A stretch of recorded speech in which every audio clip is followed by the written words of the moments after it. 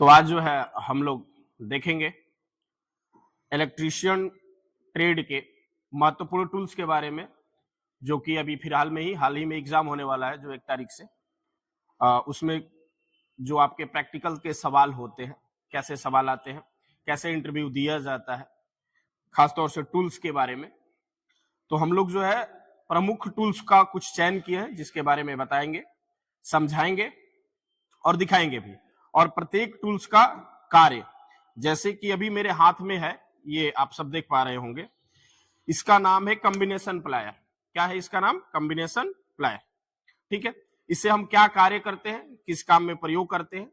ठीक, तो इसका जो प्रयोग होता है हमारे, यह तारों को मोड़ने, जोड़ने, ठीक है, और ये छोटे मोटे पेचों को खोलने में भी सहायक होता है। ठीक है, इसके निम्न भाग होते हैं जैसे कि इंसुलेशन, जो कि इसके हैंडल के ऊपर होता है। इसके आगे वाले भाग को जो है हम लोग टिप कहते हैं। बीच वाले जो भाग दिख रहा होगा मेरे अंगुली के साथ, इसको हम लोग ग्रिप बोलते हैं। इसके साइड वाले जो लेंथ है यहाँ पे जो दिख रहा है, इसको हम लोग कटर, यानी इसे हम तारों को काट सकते हैं।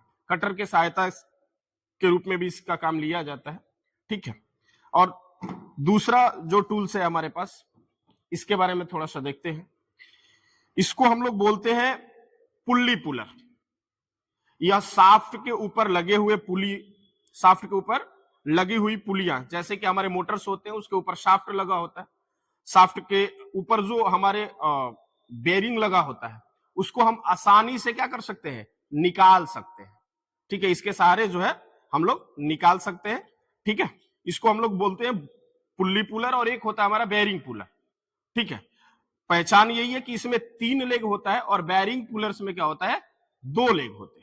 ठीक है ना, तो ये है हमारा पुल्ली पुलर। दूसरा देखते हैं, इसको हम लोग बोलते हैं मिल्टिंग पॉट। इसको क्या बोलते हैं हम लोग? मिल्टिंग पॉट। और इसकी आवश्यकता तब होती है जब कलछी, जब सोल्डरिंग हम करते हैं, और कौन सी सोल्डरिंग? कलछी वाली सोल्डरिंग। ठीक है, तो उसमें क्या होता है कि बहुत सारा अल्पतमान जो होता है सोल्डरिंग का, वो क्या निकल जाता है? बाहर निकल जाता है। इसके लिए वहां पे हम क्या करते हैं? मिल्टिंग पॉट रखते हैं कि जो मान हमारा वेस्टेज ना हो, और वो क्या हो? हमारे मिल्टिंग पॉट के अंदर गिरे, और उसको हम पुनः दोबारा जो है प्रयोग में ले ले। बस इसका काम यही है, मिल्टिंग पॉट का। ठीक है, आगे आते हैं, एक और इक्विपमेंट है, औजार है, इसको हम लोग बोलते हैं पिंसर। और इसका कार्य जो होता है वो होता है कीलों को निकालने के लिए, जैसे दीवार वगैरह में, या फिर आपके माइका वगैरह, या फिर लकड़ी, किसी के ऊपर जो छोटी छोटी कीलें हैं लगी हुई है, उसको निकालने में हम इसका क्या करते हैं? सहायता लेते हैं। ठीक है, तो इस टूल्स का नाम है पिंसर। ठीक है, एक और ही बेहतरीन टूल्स है जो कि हमारे सोल्डरिंग से ही रिलेटेड है। इसको हम लोग, हालांकि अब इसका प्रयोग ना के बराबर है। ठीक है, पहले इसका बहुत ज्यादा प्रयोग होता था, अब तो इलेक्ट्रिक सोल्डरिंग आयरन का प्रयोग हो रहा है। इसको हम लोग बोलते हैं ब्लो लैंप, इसको बोला जाता है ब्लो लैंप।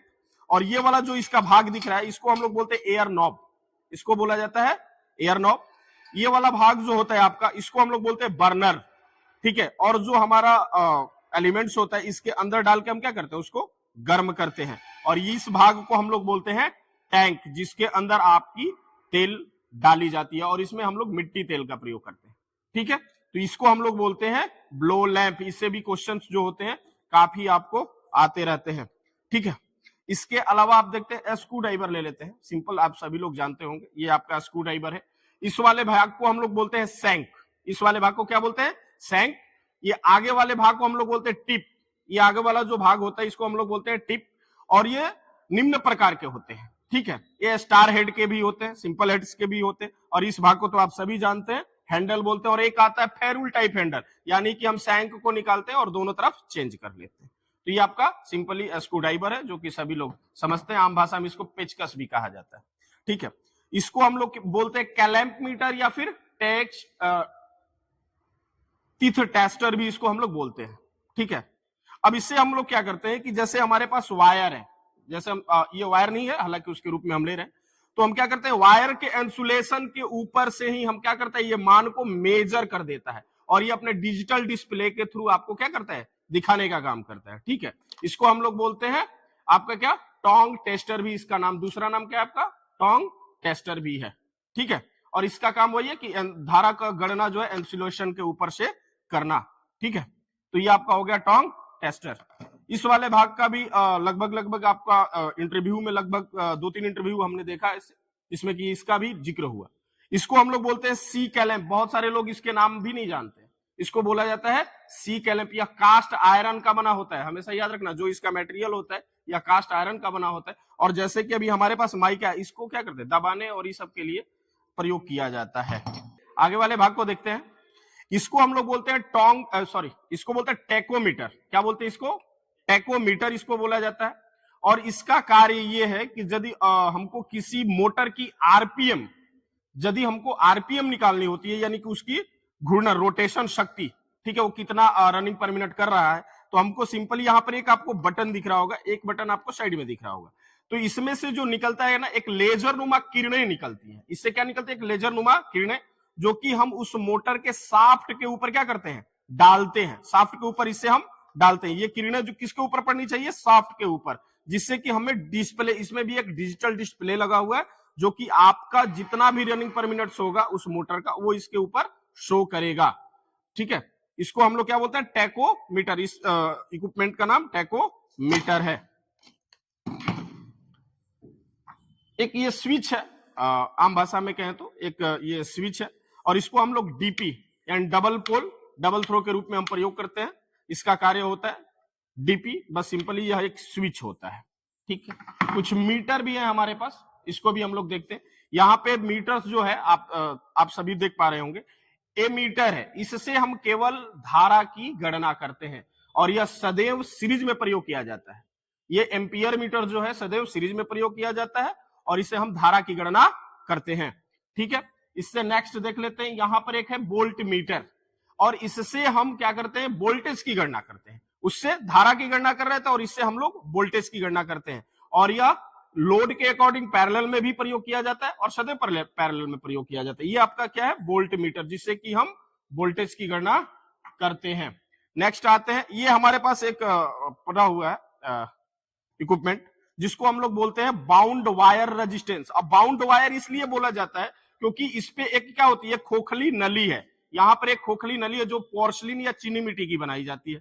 इसके ऊपर तार लपेटे जाते हैं जो यूरेका के वायर होते हैं। ये जो ब्लैक कलर का आपको दिख रहा होगा, ये यूरेका का वायर है। इसको कहीं कहीं चल प्रतिरोध भी लिखता है। चल प्रतिरोध का मतलब इसके वजह से, देखिए जो ये स्लाइड कर रहा है, तो इसके वजह से इसको हम लोग चल प्रतिरोध भी बोलते हैं। ठीक है, और ये जो नली है, इसके ऊपर मैंने जैसे बताया कि क्या होता है? तार को लपेटते हैं, वो तार होता है यूरेका। ठीक है, और ये आपका है रियोस्टेट, इसको रियोस्टेट भी बोला जाता है। ठीक है, एक और इलेक्ट्रिशियन का अति महत्वपूर्ण टूल्स है जिसको हम लोग पोकर बोलते हैं। हालांकि ये देखने में बिल्कुल ब्राउडल भी कह सकते हैं, इसको ब्राउडल भी कहा जाता है इसको। ठीक है, और दोनों की साइजिंग लगभग एक ही तरीके की होती है। हल्का नम लकड़ियों पर होल करने के लिए, छेद करने के लिए हम इसका क्या करते हैं? सहायता लेते हैं। इलेक्ट्रिशियन टूल का एक बहुत ही मेजर टूल्स है जो कि बहुत कम लोगों को पता होगा। इसको हम लोग की होलसा के नाम से जानते हैं। देखने में यह एक आरी नुमा दिख रहा होगा। इस वाले भाग को हालांकि हम लोग सैंक बोलते हैं। जो यहां से यहां का इसका काम होता है सैंक बोला जाता है। कहीं कहीं इसको देता है कि सी शेप में होता है। बिल्कुल ये यदि हैंडल को देखे तो ये क्या होता है? लगभग सी शेप में होता है। ठीक है, आगे इसकी एक लॉक जो होती है, की लगी होती है, जिसके वजह से इसकी जो ब्लेड होती है वो लॉक हो जाती है। और यह हल्के माइका कटिंग, आपका केसिंग केपिंग कटिंग, बैटन कटिंग, ये आदि में क्या होता है? सहायक होता है। ठीक है, तो ये है आपका की होलसा। इसके से भी क्वेश्चन उठ सकता है। ठीक है, बाकी यदि आप देखें तो यहां पर एक और टूल्स पड़ा हुआ है। इसको हम लोग कहते हैं माइक्रोमीटर। इसको हम लोग बोलते हैं माइक्रोमीटर, जिससे कि क्या होता है कि आपका सूक्ष्मतम मान, इससे हम लोग हमेशा सूक्ष्मतम मान को मापते हैं। ठीक है, और इसके कुछ भाग हैं, जैसे कि आपका देखा जाए तो ये इस भाग को हम लोग कहते हैं थिम्बल। आगे यदि हम लोग देखें तो बैरल स्टॉक है, रेचेट है, थिम्बल है। ठीक है, ये तमाम जो होती है इसके भाग होते हैं। इस साइड हम पलटे तो यहाँ पे आप देख रहे होंगे कि एक लॉक जो है स्क्रू दिया हुआ है, जिससे कि हम इसको लॉक करते हैं। ठीक है, और यह न्यूनतम बोले तो सबसे सूक्ष्म मान को भी ले सकता है, यानी हमारे बालों की मोटाई भी ये क्या कर सकता है? बता सकता है, ज्ञात कर सकता है। इतना यह बढ़िया मेजरिंग टूल है। ठीक है, और इसको बनाने वाला वैज्ञानिक का नाम जेम पाल्मर था। ठीक है, मूल रूप से वो एक जर्मन वैज्ञानिक थे। एक और भी हमारे पास टूल है, इस टूल्स के बारे में बात करें, ये इलेक्ट्रीशियन ट्रेड के हिसाब से बहुत ही महत्वपूर्ण टूल्स है। इसको हम लोग बोलते हैं हैंड प्रेशर ड्रिल मशीन। ये जो आप ऊपर का शेप देख रहे हैं, इस पे हैंड से हम लोग क्या करते हैं, प्रेशर देते हैं। आमतौर पर हैंड ड्रिल मशीन होता है, इलेक्ट्रिक ड्रिल मशीन होता है।